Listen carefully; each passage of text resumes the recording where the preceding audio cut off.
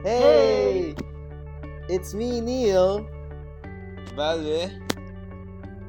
Wait for it. And Juwan. And we're here to talk about the Biogeochemical biogeochemical cycle. cycle.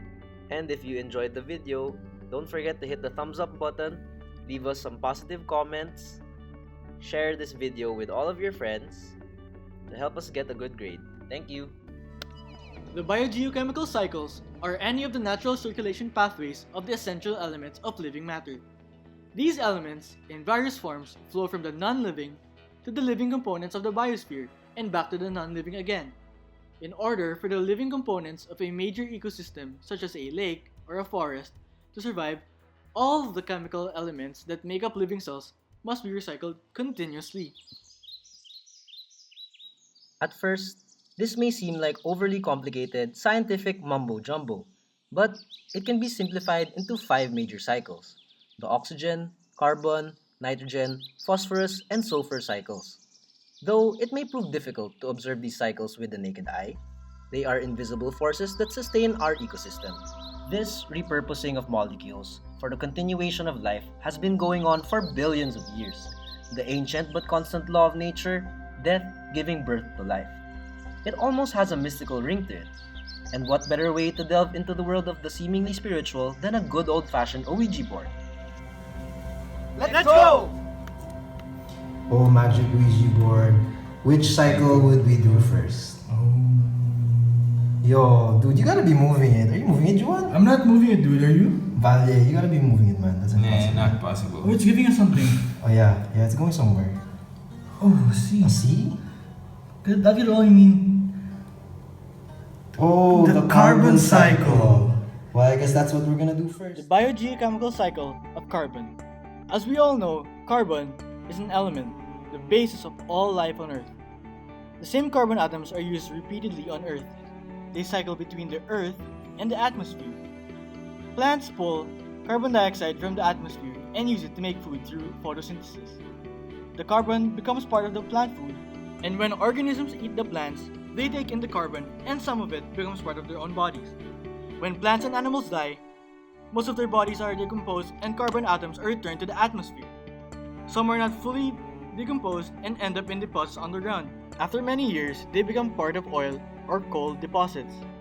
These fossil fuels are burned and ultimately carbon is returned to the atmosphere, thus starting the cycle all over again. And that, my friends, is the carbon cycle. Hey, thanks, Juwan, for that wonderful explanation. So, I wonder which cycle we're gonna do next. Lead us there, magic Ouija board. A number? Oh, that's weird. Yeah. No, it's giving us something. Yeah, it's moving, dude. It's moving. Where's it leading us? Oh, there it is, there it is. And then, that means we're probably gonna Oh, it's do going fast. the nitrogen cycle next. Alright, let's head to it. The nitrogen cycle. Nitrogen in the atmosphere is converted into ammonia by the nitrogen-fixing bacteria that contains the enzyme nitrogenase. Another process by which ammonia is produced is by ammonification, which is the degradation of amino acids found in dead organisms. The ammonia is then metabolized by plant species for its various biological processes. Gaseous nitrogen is then returned to the atmosphere by denitrification, which occurs when the nitrates are converted into nitrous oxide and nitrogen gas. This nitrogen returns to the land masses via atmospheric deposition to restart the cycle. So after that detailed explanation of the nitrogen cycle, Magic Ouija board, where are you gonna bring us next? Ooh. It's pulling us hard this time. Yeah, man, I can feel it pulling us up here. So what's it gonna be? The sulfur cycle. Okay. The sulfur cycle consists of 2 phases, namely the sedimentary phase and the gaseous phase. The sedimentary phase involves the release of hydrogen sulfide from sulfur deposits deep beneath the earth. Sulfur enters the atmosphere through various ways like volcanic eruptions, decomposition, fossil fuel combustion, and the release of dimethyl sulfide by marine algae. All these processes release hydrogen sulfide, which is then oxidized into sulfur dioxide. This is the gaseous phase. When precipitation occurs, sulfur returns to the land masses as weak sulfuric acid.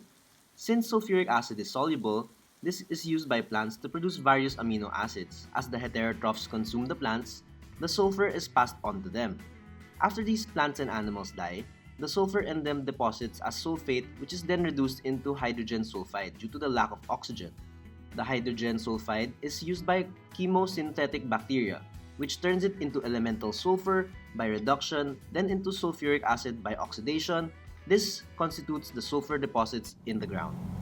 Since we've already discussed the carbon, nitrogen, and sulfur cycle, where do you want to head to next? Well, I guess that's not really up to us, guys. It's really pulling us over here. Over to the Numbers? oxygen cycle. Here we go. The oxygen cycle, or as we call it, the hydrologic cycle, is an endless cycle where we encounter water in all forms, in the form of solid, liquid, and gases. We begin at precipitation, where water held in the atmosphere condenses from a gas into a liquid. When water vaporizes and cools, it condenses to form water droplet, forming a reservoir of the hydrologic cycle in the atmosphere. These clouds move around the earth, distributing and depositing water in different places. The water precipitates in the form of rain, snow, or hail, where it gets pulled around the land, such as runoff, or seeps into the groundwater reservoirs. Water can then be trapped in ponds, lakes, and wetlands, or even into creeks, rivers, and eventually returning to the ocean. Sometimes, water can be trapped in polar ice caps, glaciers, and mountaintops too. Oxygen, as we all know it, is an integral part of life. Oxygen can be found in three main reservoirs, namely the atmosphere, in biological matter, and within the Earth's crust. The forces that drive the oxygen cycle, namely photosynthesis and sunlight. Photosynthetic autotrophs produce oxygen by photosynthesis, and sunlight disassociates water to form hydrogen and oxygen.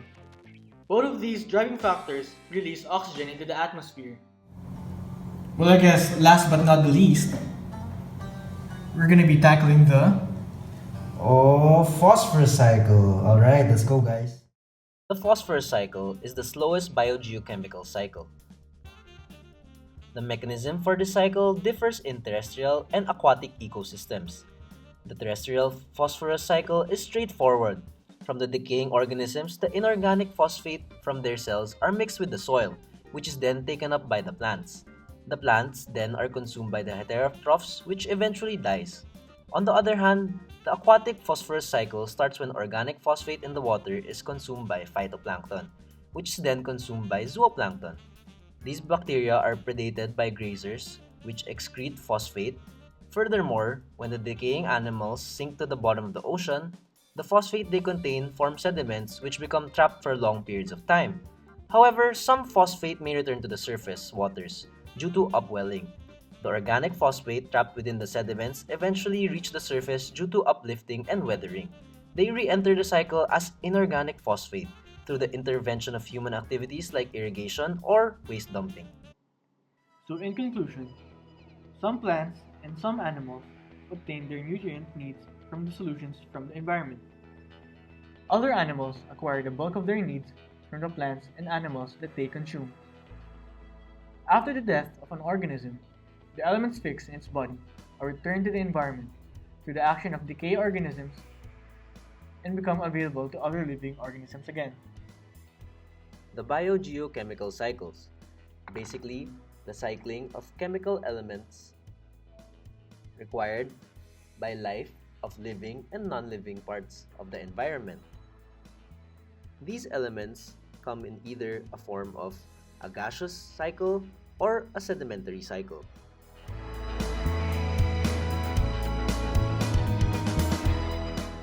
The gaseous cycles are carbon, nitrogen, and oxygen. They can be found in the atmosphere and the oceans. While on the other hand, the sedimentary cycles are phosphorus and sulfur, which can be found in land, water, sediments, and rocks. The cycles end up interacting with one another, making it possible for life to exist on our beautiful planet. See, at the end of the day, we each play a role in the different biogeochemical cycles, be it human, animal, plant, or microorganism. Think of it as individual links of a chain, closed circles on their own, but intertwined with one another in their purpose, forming one big circle of life. Thanks for watching. Again, if you enjoyed the video, please hit the like button and leave a comment below.